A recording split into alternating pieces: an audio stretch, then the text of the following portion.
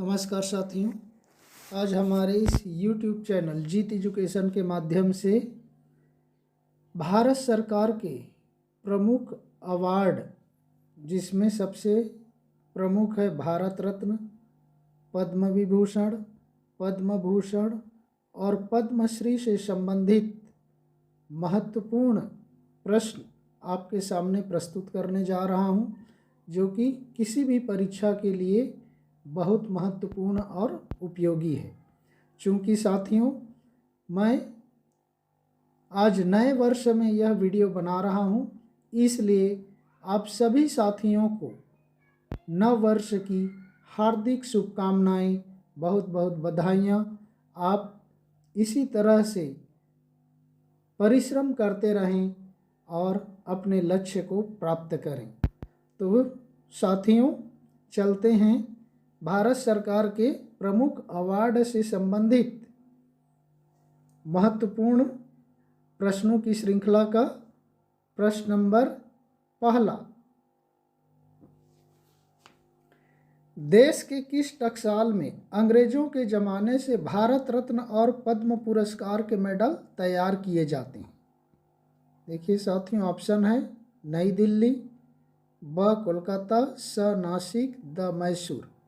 सही उत्तर हो जाएगा ब नंबर। कोलकाता के टकसाल में अंग्रेज़ों के ज़माने से भारत रत्न और अन्य पुरस्कार जो गवर्नमेंट ऑफ इंडिया के द्वारा दिया जाता है, उसके मेडल तैयार किए जाते हैं कोलकाता टकसाल से, जिसको कभी मुर्शिदाबाद मिंट के नाम से भी जाना जाता था। चलते हैं प्रश्न नंबर 2 की ओर। कोलकाता टकसाल की स्थापना कब हुई थी? सन 1700 में, सन 1800 में, सन 1757 में, सन 1857 में। सही उत्तर हो जाएगा स नंबर, सन 1757 में। आप इसको याद करने का सरल ट्रिक है साथियों, 1857 याद कीजिए, हमारा प्रथम स्वाधीनता संग्राम शुरू हुआ था 1857 में। उसके 100 साल पीछे कर लीजिए, फिर कोलकाता टकसाल याद हो जाएगा। 1757 में कोलकाता टकसाल की स्थापना हुई थी। चलते हैं क्वेश्चन नंबर 3 की ओर। भारत रत्न पुरस्कार पहली बार कब दिया गया था? आप सभी को मालूम होगा। ऑप्शन देखिए, सन 1948 में, 1950 में, 1954 में और सन 1956 में। सही उत्तर हो जाएगा 1954 में। भारत में पहली बार भारत रत्न पुरस्कार 1954 में 3 लोगों को दिया गया था, वहीं से इसकी शुरुआत हुई। चलते हैं 4 नंबर प्रश्न की ओर। भारत रत्न किस पेड़ के पत्ते की तरह दिखता है? आप यहाँ पर चित्र मैं दिया हूँ, आप उसमें देख करके भी बता सकते। ऑप्शन बरगद के पेड़ की तरह, पीपल के पेड़ की तरह, आम के पेड़ की तरह, सागौन के पेड़ की तरह। स्वाभाविक रूप से देखने से पता चल रहा है, जो हमारे घर के आसपास कहीं पर भी देखने को मिल जाता है, पीपल का जो पत्ता होता है, उस पत्ते की तरह भारत रत्न की डिजाइन है। आगे चलते हैं 5वें नंबर प्रश्न की ओर। भारत रत्न किस धातु का बना होता है? शुद्ध सोना का, शुद्ध चांदी का, शुद्ध तांबा का, शुद्ध पीतल का। सही उत्तर हो जाएगा शुद्ध तांबे का बना होता है, जो पीपल के पत्ते पर अंकित होता है, जड़ा होता है। चलते हैं 6 नंबर प्रश्न की ओर। भारत रत्न की लंबाई और चौड़ाई कितनी होती है? ऑप्शन देखिए यहाँ पर, अ, ब, स, द नंबर ऑप्शन इसका सही है साथियों। 5.8 सेंटीमीटर लंबाई होती है, चौड़ाई होती है 4.7 सेंटीमीटर और इसकी मोटाई होती है 3.1 मिलीमीटर। तो इस तरह से भारत रत्न की लंबाई, चौड़ाई और मोटाई होती है। चलते हैं 7वें नंबर प्रश्न की ओर। भारत रत्न के आगे की ओर बीच में किसका चित्र बना हुआ है? अ चमकता चंद्रमा का, ब चमकता तारा, स अशोक चिन्ह, द चमकता सूर्य। आपका सही उत्तर हो जाएगा चमकते हुए सूर्य का चित्र है। आप भारत रत्न का जो चित्र आपको वीडियो में दिखाई दे रहा है उससे भी आप देख करके आसानी से समझ सकते हैं कि भारत रत्न के आगे की ओर बीच में जो चित्र बना हुआ है वह चमकते हुए सूर्य का प्रतीक है। चलते हैं 8th नंबर क्वेश्चन की ओर। भारत रत्न के पीछे की ओर किसका चित्र बना हुआ है? आगे तो देख लिए हमने चमकते हुए सूर्य का। अब देखिए पीछे किसका है? चमकता हुआ चंद्रमा, चमकता तारा, अशोक चिन्ह, चमकता सूर्य। तो चमकता सूर्य हमने आगे देख लिया, पीछे किसका हो जाएगा? अशोक चिन्ह का, अशोक स्तंभ का, जो कि कहाँ से लिया गया था? सारनाथ से लिया गया था। उस अशोक चिन्ह भारत रत्न के पीछे की ओर उसका चित्र अंकित होता है, चिन्ह बना होता है। चलते हैं 9वें प्रश्न की ओर। भारत रत्न के पीछे की ओर अशोक चिन्ह के नीचे क्या लिखा होता है? जो अशोक चिन्ह है उसके नीचे क्या लिखा होता है? जय हिंद, जय भारत, प्रज्ञानम ब्रह्म, सत्यमेव जयते। सही ऑप्शन हो जाएगा द नंबर, सत्यमेव जयते, जो भारत का आदर्श वाक्य है, जिसको कहाँ से लिया गया था? मुंडक उपनिषद से लिया गया था। ये कई बार परीक्षाओं में पूछा गया है साथियों। सत्यमेव जयते कहाँ से लिया गया है? तो ये मुंडक उपनिषद ग्रंथ है, वहाँ से लिया गया था सत्यमेव जयते। और भारत रत्न के पीछे की ओर अशोक चिन्ह के नीचे में यही सत्यमेव जयते लिखा होता है, अंकित होता है। चलते हैं 10वें नंबर प्रश्न की ओर।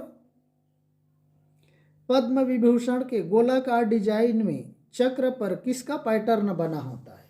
अब देख सकते हैं अ त्रिभुजी, ब चतुर्भुजी, स ज्यामिति, द आयताकार।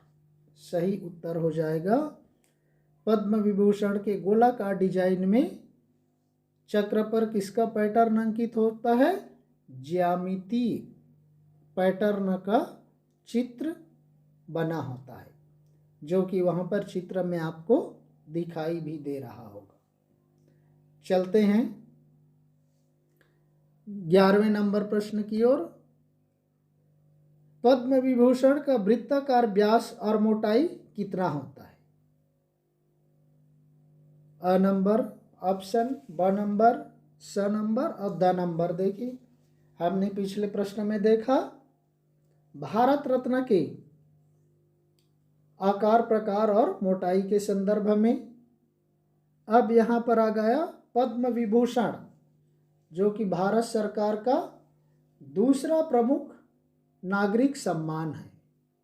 भारत सरकार का सबसे बड़ा नागरिक सम्मान माना जाता है भारत रत्न को। उसके बाद दूसरा प्रमुख सम्मान माना जाता है पद्म विभूषण को, और तीसरा माना जाता है पद्म भूषण को, और चौथा माना जाता है पद्मश्री को।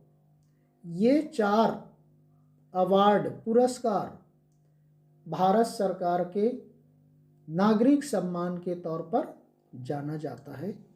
बाकी अन्य जो अशोक चक्र है, परमवीर चक्र है, ये सारे सैन्य सम्मान हैं, यानी सैनिकों को दिया जाने वाला पुरस्कार है, उसका अलग विवरण है साथी। तो यहाँ पर हमने पद्म विभूषण का वृत्ताकार और व्यास कितना होता है, देखिए ब नंबर ऑप्शन में 4.4 सेंटीमीटर और इसकी मोटाई होती है 0.6 मिलीमीटर। ये पद्म विभूषण के व्यास और मोटाई है। चलते हैं साथियों 12वें नंबर प्रश्न की ओर। पद्म विभूषण के गोलाकार आकृति में किसका फूल उभरा हुआ है? ऑप्शन देखिए, गुलाब का, ब गेंदे का, स गुड़हल का, द कमल का। हमने उसमें देखा भारत रत्न में किसका दिखाया था, चमकते हुए सूर्य का। यहाँ पद्म विभूषण में किसका चित्र उभरा हुआ है, गोलाकार आकृति में कमल के फूल का, जो कि हमारा राष्ट्रीय पुष्प है साथियों। कमल क्या है, भारत का राष्ट्रीय पुष्प है कमल। उसका चित्र, उसकी आकृति पद्म विभूषण पर उकेरी जाती है। चलते हैं 13वें नंबर प्रश्न की ओर। पद्म विभूषण में बने कमल की आकृति के ऊपर और नीचे क्या लिखा होता है?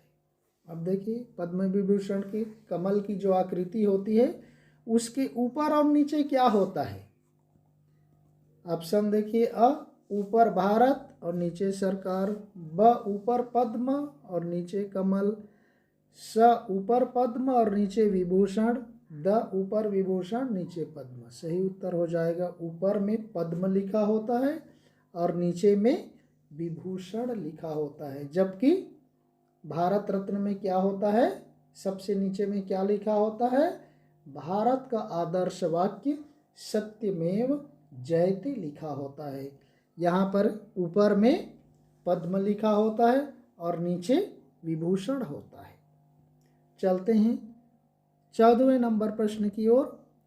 पद्म विभूषण में विभूषण शब्द किस धातु में उभरा हुआ है? अ स्वर्ण, दूसरा रजत, तीसरा कांस्य और द है पीतल। तो साथियों पद्म विभूषण में विभूषण शब्द कांस्य धातु में उकेरा जाता है, कांस्य धातु का बना होता है वह शब्द। विभूषण शब्द, पद्म विभूषण में विभूषण शब्द होता है कांसे की धातु का बना होता है।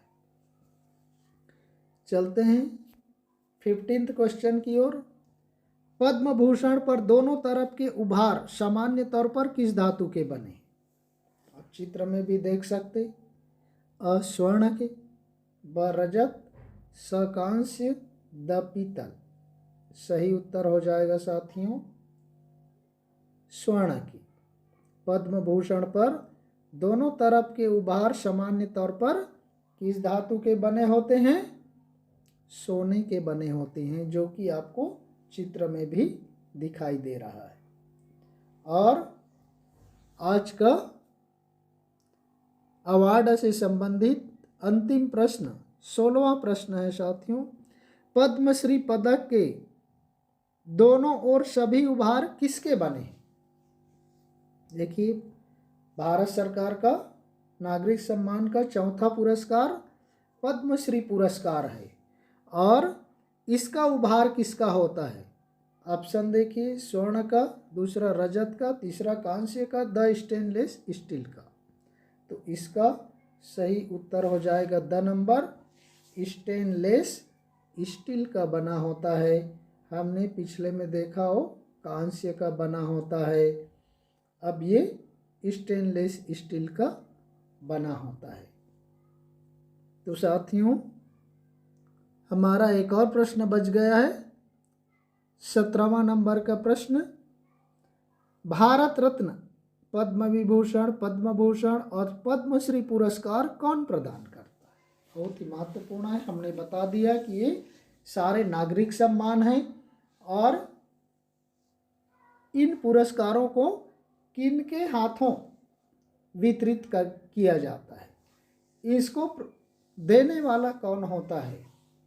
तो आपका ऑप्शन देखिए, अ प्रधानमंत्री, ब मुख्य न्यायाधीश, स राष्ट्रपति और द उपराष्ट्रपति। तो भारत सरकार के अंतर्गत जितने भी पुरस्कार होते हैं, चाहे वह नागरिक पुरस्कार हो या सैन्य पुरस्कार हो, दोनों को प्रदान करने वाला हमारे देश का सर्वोच्च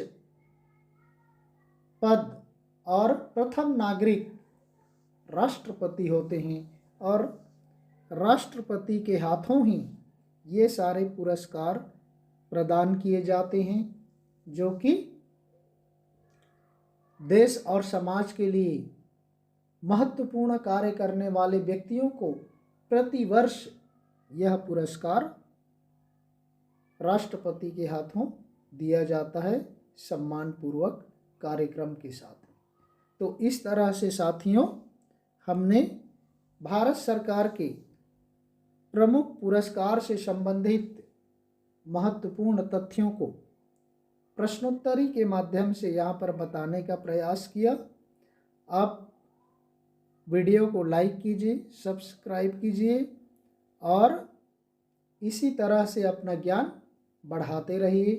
पुनः एक बार आप सभी को नव वर्ष की हार्दिक शुभकामनाएं। Wish to happy new year. अब इसको यहीं पर समाप्त करते हैं। अगले किसी और महत्वपूर्ण वीडियो के साथ मिलेंगे। तब तक के लिए धन्यवाद। जय हिंद।